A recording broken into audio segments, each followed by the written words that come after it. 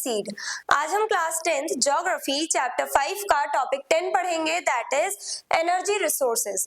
अब हम energy resources के बारे में पढ़ेंगे। अभी तक जो हमारा चैप्टर था मिनरल्स एंड एनर्जी रिसोर्सेज, उसमें हमने मिनरल्स को जान लिया। अब हम एनर्जी रिसोर्सेज के बारे में पढ़ना स्टार्ट करेंगे। Energy is essential for industries, agriculture, transport etcetera. अब एनर्जी रिसोर्सेज जो है वो बहुत ज्यादा इंपॉर्टेंट है डिफरेंट पर्पसेस के लिए। जैसे इंडस्ट्रीज जो है, इंडस्ट्रीज में जितनी भी मशीन्स काम कर पा रही हैं वो क्यों कर पा रही हैं? क्योंकि उन्हें पावर मिल रही है, एनर्जी मिल रही है कुछ रिसोर्सेज की मदद से। वो रिसोर्सेज कौन से हैं? Energy resources. जिन रिसोर्सेज से हमें पावर मिल रही है, एनर्जी मिल रही है, वो रिसोर्सेज कहलाए जाएंगे एनर्जी रिसोर्सेज। ये बहुत ज्यादा हेल्पफुल है हमारे इंडस्ट्रीज में, क्योंकि मशीन्स इन एनर्जी की वजह से काम कर पा रही हैं। साथ ही साथ एग्रीकल्चर में हम देखते हैं डिफरेंट मशीन्स का हम यूज करने लगे हैं, ट्रैक्टर्स का यूज करने लगे हैं। तो ये जो ट्रैक्टर्स है वो क्यों चल पा रहे हैं? क्योंकि यहाँ भी हम लोगों को एनर्जी कहाँ से मिल रही है? एनर्जी रिसोर्सेज से। ट्रांसपोर्ट यानी जो व्हीकल्स हैं वो क्यों चल पा रहे हैं? क्योंकि उनमें एज अ फ्यूल पेट्रोल है।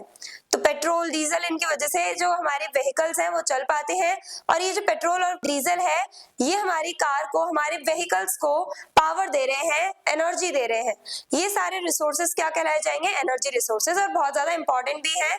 अगर हमें ऐसी लाइफ जीनी है मॉडर्न टाइम में जैसे हम लाइफ जी रहे हैं, अगर हमें वैसी ही लाइफ जीनी है तो ये एनर्जी रिसोर्सेज बहुत ज्यादा इंपॉर्टेंट है। क्योंकि एनर्जी रिसोर्सेज हमारे हाउस होल्ड नीड्स तक को फुलफिल करते हैं। लाइक इलेक्ट्रिसिटी जो है, बिजली नहीं होगी तो कोई काम नहीं हो पाएगा। तो इलेक्ट्रिसिटी जो है वो भी एनर्जी रिसोर्सेज है। क्यों? क्योंकि इलेक्ट्रिसिटी ही डिफरेंट मशीन्स को ऑपरेट करने के लिए बहुत ज्यादा इंपॉर्टेंट है। तो ये जो एनर्जी रिसोर्सेज है वो हमारे लिए बहुत ज्यादा इंपॉर्टेंट है, क्योंकि इनसे हमारी लाइफ इजी बन जाती है। India uses both conventional and non conventional energy resources. अब इंडिया जो है, इंडिया में दोनों रिसोर्सेज का यूज करते हैं, दोनों एनर्जी रिसोर्सेज का, कन्वेंशनल एनर्जी रिसोर्सेज भी और नॉन कन्वेंशनल एनर्जी रिसोर्सेज भी। इससे हमें पता चलता है कि हमने एनर्जी रिसोर्सेज को डिवाइड कर रखा है टू टाइप्स में। First one is conventional energy resources और second one is non conventional energy resources. Conventional energy resources traditional energy resources used for a long time. वो सारे रिसोर्सेज, वो सारे एनर्जी रिसोर्सेज जिनका हम बहुत लंबे समय से यूज करते हुए आ रहे हैं, जो हमें पुराने टाइम से देखने को मिल रहे हैं। ये जो इलेक्ट्रिसिटी है वो हम लोगों ने अभी मॉडर्न टाइम में ही डेवलप करी है, मॉडर्न टाइम में ही इलेक्ट्रिसिटी का आविष्कार किया गया था। लेकिन ये जो ट्रेडिशनल एनर्जीज है उनमें आ जाते हैं स्पेशली कोल, पेट्रोलियम, नेचुरल गैस। कोल का तो हम लोग बहुत पहले से ही यूज कर रहे हैं। तो ये हमारे ट्रेडिशनल वेज हैं, ट्रेडिशनल एनर्जी रिसोर्सेज हैं। Coal most abundant fossil fuel in India. तो coal as a fossil fuel है जो इंडिया में सबसे ज्यादा पाया जाता है। किन टाइप? अब कोल के भी अलग अलग टाइप्स होते हैं, जैसे एंथ्रासाइट, बिटुमिनस, लिग्नाइट एंड पेट। ये कोल के डिफरेंट टाइप्स हैं, डिफरेंट टाइप के कोल होते हैं, डिफरेंट वेराइटी के डिफरेंट टाइप के कोल होते हैं। और वो ये सारे हैं, ये डिफरेंट टाइप ऑफ कोल है। कोल के डिफरेंट टाइप्स, उनके नाम हैं। मेजर स्टेट्स कहाँ पे ये कोल हमें देखने को मिलता है इंडिया में? झारखंड, उड़ीसा, वेस्ट बंगाल और छत्तीसगढ़। ये 4 मेजर स्टेट्स हैं, यानी यहाँ पे सबसे ज्यादा हमें कोल देखने को मिलता है। और भी दूसरे एरियाज में हमें देखने को मिलता है कोल, लेकिन सबसे ज्यादा इन स्टेट्स में देखने को मिलता है। इन स्टेट्स में ज्यादातर कोल पाया जाते हैं। अब petroleum, thick dark liquid from underground. अब ये बहुत थिक यानी गाढ़ा लिक्विड होता है, थोड़ा फ्लूइड टाइप का ये होता है इसका टेक्सचर। तो ये थिक लिक्विड होता है, डार्क कलर का होता है। जो पेट्रोल हम देखते हैं थोड़ा ब्राउनिश कलर का होता है, थोड़ा गोल्डन कलर का होता है। तो रियलिटी में ऐसा नहीं होता। जब पेट्रोल को एक्सट्रैक्ट किया जाता है, पेट्रोल को निकाला जाता है जमीन से, तब वो बहुत ज्यादा डार्क कलर का होता है। प्रॉपर्ली हम कह सकते हैं ब्लैक कलर का होता है लगभग, और थोड़ा थिक होता है। और जब हम उसकी प्रोसेसिंग करते हैं, सारी इंप्योरिटीज हटा देते हैं, तब जाके पेट्रोल उस टाइप का बनता है। उसका कलर जो है थोड़ा लाइट हो जाता है, थोड़ा ब्राउनिश कलर का हो जाता है। साथ ही साथ ये उतना थिकर भी नहीं रहता है इंप्योरिटीज रिमूव करने के बाद। तो ये हम लोग जमीन के अंदर से निकालते हैं पेट्रोलियम, जो थोड़ा थिक और डार्क कलर का लिक्विड होता है। कहाँ पे पाया जाता है? मुंबई हाई वाले एरिया में, यानी कि जो ओशनिक एरिया है हमारा, मुंबई कोस्ट के 160 किलोमीटर की दूरी पे, तो वहां से ही एक्सट्रैक्ट किया जाता है। गुजरात और असम में भी दिग्बोई जो है, दिग्बोई फील्ड जो है, वहां से सबसे ज्यादा हम लोग पेट्रोलियम को एक्सट्रैक्ट करते हैं और पाइपलाइंस के थ्रू से सप्लाई भी किया जाता है। Natural gas, cleanest fossil fuel, natural gas जो है वो सबसे ज्यादा क्लीन फॉसिल फ्यूल है, यानी कि नेचुरल गैस की गैसियस स्टेट में है, उसमें उतनी इंप्योरिटीज हमें देखने को मिलेंगी नहीं, तो ये सबसे ज्यादा क्लीनेस्ट फॉसिल फ्यूल है। कहाँ कहाँ पे पाया जाता है, ये भी मुंबई हाई और असम में पाया जाता है, साथ ही साथ कृष्णा गोदावरी बेसिन में, यानी कृष्णा और गोदावरी रिवर के जो बेसिन है, जो डेल्टा वाला एरिया है, वहां पे हम लोगों को देखने को मिलता है नेचुरल गैस, वहां से हम लोगों को नेचुरल गैस मिलती है। देन इलेक्ट्रिसिटी, इलेक्ट्रिसिटी को हमने टू टाइप्स में क्लासिफाई कर रखा है। First one is thermal power produced from coal, oil and gas. Thermal power यानी जब हम लोग इलेक्ट्रिसिटी को ऑयल, कोल और गैस की मदद से, कोल ऑयल यानी पेट्रोल आ गया और नेचुरल गैस, जब इनकी मदद से हम लोग इलेक्ट्रिसिटी जनरेट कर रहे हैं तब उसे हम कहेंगे थर्मल पावर। और फिर hydel power produced from flowing water, जब हम वाटर प्रेशर के थ्रू उसे, वाटर का जो प्रेशर है उससे जो एनर्जी जनरेट हो रही है उसको जब हम लोग कन्वर्ट करते हैं इलेक्ट्रिसिटी में, तब उसे कहा जाएगा हाइडल पावर। ये मेनली हमें डैम्स में देखने को मिलता है, डैम्स की वजह से देखने को मिलता है। डैम्स जो बनाए जाते हैं, अब डैम्स में क्या होता है, डैम क्या करता है, वाटर जो है उसे स्टोर करता है एक ही जगह पे। जब हम लोग डैम के गेट्स को ओपन करते हैं तो बहुत तेजी से, बहुत फ्लो के साथ वाटर मूव करता है, वाटर फ्लो करता है बहुत प्रेशर के साथ, और वही जो एनर्जी है उसको हम कन्वर्ट कर देते हैं इलेक्ट्रिसिटी में। तो डैम्स बहुत ज्यादा इंपॉर्टेंट रोल प्ले करते हैं हाइडल पावर जनरेशन के लिए। तो इलेक्ट्रिसिटी टू टाइप्स की होती है, थर्मल पावर और हाइडल पावर। अभी हमने कन्वेंशनल रिसोर्सेज के बारे में, कन्वेंशनल एनर्जी रिसोर्सेज के बारे में जाना। ये ट्रेडिशनल एनर्जी रिसोर्सेज है, पहला है कोल जो इंडिया में बहुत ज्यादा पाया जाता है, फिर है पेट्रोल जो थोड़ा थिक होता है और डार्क कलर का होता है, जब हम उसे एक्सट्रैक्ट करते हैं रॉ फॉर्म में थोड़ा थिक होता है और डार्क कलर का होता है। नेचुरल गैस सबसे ज्यादा क्लीन फॉसिल फ्यूल है, और इलेक्ट्रिसिटी को हमने टू टाइप्स में क्लासिफाई कर दिया है, थर्मल पावर और हाइडल पावर। अब सेकंड टाइप आता है नॉन कन्वेंशनल एनर्जी रिसोर्सेज। तो अब हमारा सेकंड टाइप आता है non conventional energy resources. These are renewable and eco friendly. अब ये वो सारे रिसोर्सेज हैं जो रिन्यूएबल है, जो रिन्यू हो सकते हैं, जो हमारे पास बहुत ज्यादा अमाउंट में अवेलेबल है, और साथ ही साथ इको फ्रेंडली वे से हम इनका यूज करते हैं।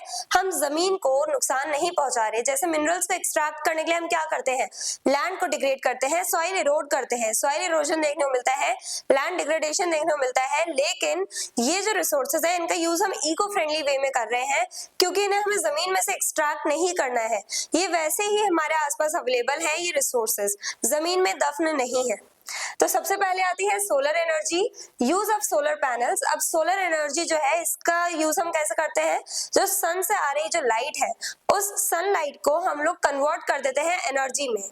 जैसे कि हम सोलर एनर्जी का यूज इलेक्ट्रिसिटी के लिए भी करते हैं, सोलर पैनल्स लगवा दिए जाते हैं जिसकी वजह से सोलर एनर्जी के ही थ्रू हमारे सारे इक्विपमेंट्स काम करते हैं। सभी इक्विपमेंट्स को, सभी हमारे अप्लायंसेस को पावर मिलती है सोलर एनर्जी के थ्रू, यानी सनलाइट के थ्रू।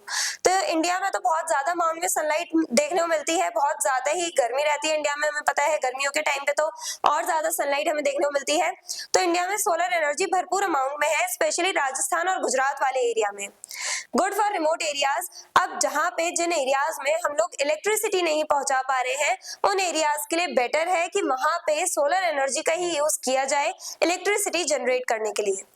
फिर आती है wind energy. India is the third largest wind producer, wind energy producer. तो इंडिया जो है वो पूरे वर्ल्ड में थर्ड नंबर पे आता है, यानी कि सबसे ज्यादा जो भी देश प्रोड्यूस कर रहे हैं विंड एनर्जी को, उसमें इंडिया की रैंकिंग थर्ड नंबर पे है। इंडिया की रैंक थर्ड है as the largest wind energy producer. और मेजर स्टेट्स जहां से विंड एनर्जी को प्रोड्यूस किया जाता है, विंड एनर्जी का यूज किया जाता है, वो है तमिलनाडु, गुजरात, कर्नाटक, महाराष्ट्र। अब ये जो चार स्टेट है, यहाँ पे सबसे ज्यादा विंड एनर्जी का यूज किया जाता है। विंड एनर्जी से हम लोग डिफरेंट जो अपने काम है वो करते हैं। विंड एनर्जी का यूज हम डिफरेंट तरह से, डिफरेंट पर्पसेस के लिए करते हैं, स्पेशली इन स्टेट्स में। फिर आता है geothermal energy, heat from earth interior. अब अर्थ के अंदर से जो गर्मी पैदा होती है, जो अर्थ के इंटीरियर में, अर्थ के यानी जमीन के अंदर जो हीट है उसका जब हम यूज करते हैं, उसे जब हम कन्वर्ट कर देते हैं एनर्जी के फॉर्म में और फिर उसका यूज करते हैं, तो वो कहलाई जाती है जियोथर्मल एनर्जी। एग्जाम्पल पुगा वैली लद्दाख में। लद्दाख हमें पता है कोल्ड रीजन्स में आता है, बर्फ पड़ती है। स्पेशली कोल्ड एरियाज में क्या होता है, जो हीट है, अर्थ की जो हीट है उसका यूज किया जाता है ग्रीन हाउसेस को या फिर अपने घरों को वार्म अप रखने के लिए, हीटेड अप रखने के लिए। तो वहां पे स्पेशली यूज किया जाता है। तो स्पेशली हम लोग एग्जांपल देखें तो पूगा वैली जो है लद्दाख की, वहां पे जियोथर्मल एनर्जी का हमें यूज देखने को मिलता है, जहां पे हम अपने अर्थ के अंदर की जो गर्मी है, अर्थ के जो यानी लैंड के नीचे, लैंड के अंदर जो गर्मी है उसका यूज करते हैं, उस हीट का यूज करते हैं एनर्जी प्रोड्यूस करने के लिए। साथ ही साथ जियोथर्मल एनर्जी से भी हम लोग इलेक्ट्रिसिटी प्रोड्यूस करते हैं। फिर आती है biogas, produce by organic waste. अब ऑर्गेनिक वेस्ट का यूज किया जाता है, जैसे कि डेड प्लांट्स हो गए, काउ डंग हो गया, उनका यूज किया जाता है और उसी को कहा जाता है बायोगैस। अब बायोगैस जो है उसका हम यूज मेनली रूरल एरियाज में देखते हैं लाइटिंग के लिए, यानी कि बायोगैस जो है उसका यूज किया जाता है गाँव में यानी रूरल एरियाज में जो लैंप्स हैं उन्हें जलाने के लिए। तो गांव में क्या होता है, रूरल एरियाज में क्या होता है, अगर इलेक्ट्रिसिटी नहीं पहुंचती, हमें पता है कि रूरल एरियाज में उतनी ज्यादा इलेक्ट्रिसिटी अवेलेबल नहीं होती है, कभी भी बिजली कट जाती है, तो उसके लिए रूरल एरियाज में ये टेम्पररी सॉल्यूशन है, बायोगैस का वो यूज करते हैं लैंप्स जलाने के लिए। साथ ही साथ कुकिंग पर्पसेस के लिए भी यूज कर लिया जाता है रूरल एरियाज में बायोगैस का। Tidal energy, energy from ocean tides. अब हम ओशन के जो टाइड्स हैं, टाइड्स यानी जो बड़ी बड़ी जो लहरें हैं जो मेनली हमें कोस्टल एरियाज पे देखने को नहीं मिलती हैं, तो उन टाइडल वेव्स का हम यूज करते हैं और उससे इलेक्ट्रिसिटी जनरेट करते हैं। Potential areas, gulf of Khambhat और गल्फ ऑफ कच्छ, इन दोनों एरियाज में, दोनों एरियाज गुजरात में है, गल्फ ऑफ खंबत और गल्फ ऑफ कच्छ, इन दोनों एरियाज में हमें सबसे ज्यादा टाइडल एनर्जी देखने को मिलती है, उसका हम यूज करते हैं। टाइडल एनर्जी का यूज करते हैं हम लोग इन दोनों एरियाज में मेनली, क्योंकि यहाँ पे हमें सबसे ज्यादा ओशन टाइड्स देखने को मिलती है इंडिया में। फिर वेव एनर्जी आती है, यानी छोटी छोटी वेव्स, छोटी छोटी जो लहरें जो हमें कोस्टल एरियाज में ही देखने को मिल जाती है, बीच वाला जो एरिया है, एकदम जो बॉर्डरिंग एरिया है, वहीं पे हमें देखने को मिल जाती हैं छोटी छोटी वेव्स, उनको भी हम यूज करते हैं। Uses energy of sea water along coastal region. अब सी वाटर में यानी हमारा जो ओशन है वहां पे कोस्टल एरिया में ही यानी तट के पास ही जो छोटी छोटी वेव्स बनती हैं उसको हम एनर्जी में कन्वर्ट कर देते हैं, इलेक्ट्रिसिटी बनती है उससे भी, और उसका भी हम लोग यूज करते हैं अपने अलग अलग पर्पसेस के लिए, स्पेशली हाउस होल्ड नीड्स के लिए। क्योंकि अगर हम लोग अपने घरों की बात करें तो हम लोगों को देखने को मिलता है कि इलेक्ट्रिसिटी का हम लोग यूज करते हैं कितना ज्यादा, ये तो घर की बात रही। अब इंडस्ट्रीज जो है वहां भी सारा काम हो रहा है इलेक्ट्रिसिटी के थ्रू, इस एनर्जी के थ्रू। तो हम लोग देख पा रहे हैं कि नॉन कन्वेंशनल एनर्जी रिसोर्सेज जो है उनमें हम सभी एनर्जीज के through, solar energy, wind energy, geothermal energy, ये जितने भी हमने पढ़े हैं इसके टाइप्स, उन सभी के थ्रू हम इलेक्ट्रिसिटी जनरेट कर पा रहे हैं, क्योंकि इलेक्ट्रिसिटी बहुत ज्यादा इंपॉर्टेंट हो जाती है हमारे लिए डेली लाइफ में। तो आज की वीडियो में हमने डिस्कस किया कि एनर्जी रिसोर्सेज के कितने टाइप्स हैं। एनर्जी रिसोर्सेज वो सारे रिसोर्सेज जिनसे हमें एनर्जी मिलती है, पावर मिलती है, और जिनकी वजह से सारे जो हमारे इक्विपमेंट्स हैं वो काम कर पाते हैं, सब कुछ इतना इजीली चल पा रहा है इन एनर्जी रिसोर्सेज की वजह से। तो एनर्जी रिसोर्सेज को हमने 2 टाइप्स में क्लासिफाई किया है, कन्वेंशनल रिसोर्सेज और non conventional energy resources. Conventional energy resources में हमने देखा था कोल, पेट्रोलियम, नेचुरल गैस, इलेक्ट्रिसिटी, और यहाँ पे जो नॉन कन्वेंशनल एनर्जी रिसोर्सेज हैं उनमें आ जाते हैं solar energy, wind energy, geothermal energy, biogas, tidal energy और वेव एनर्जी, जिनसे हम लोग इलेक्ट्रिसिटी ही जनरेट करते हैं, और ये रीन्यूएबल रिसोर्सेज हैं। Non conventional resources renewable resources होते हैं जो हमारे पास बहुत ज्यादा अमाउंट में अवेलेबल है, जिनका यूज हम जितना चाहे उतना कर सकते हैं। हम फुल पोटेंशियल तक अभी इनका यूज नहीं कर रहे हैं। ये रिसोर्सेज ऐसे हैं जिनका हम कितना भी अनलिमिटेड अमाउंट में यूज कर सकते हैं, क्योंकि ये रीन्यूएबल है। और जो हमारे कन्वेंशनल रिसोर्सेज हैं वो नॉन रिन्यूएबल है, क्योंकि कोल, पेट्रोलियम, नेचुरल गैस, इन्हें बनने के लिए बहुत ज्यादा टाइम लग जाता है, मिलियंस ऑफ ईयर्स लग जाते हैं। तो आज के वीडियो में हमने एनर्जी रिसोर्सेज को और उनके टाइप्स को डिटेल में डिस्कस किया। I hope everything is clear. और अगर आपको इस चैप्टर के डिटेल नोट्स चाहिए तो हमारी वेबसाइट studyseed.net पर विजिट करें, लिंक डिस्क्रिप्शन बॉक्स में दिया गया है। मिलते हैं नेक्स्ट वीडियो में नेक्स्ट टॉपिक के साथ। Stay curious, stay consistent. Thank you very much.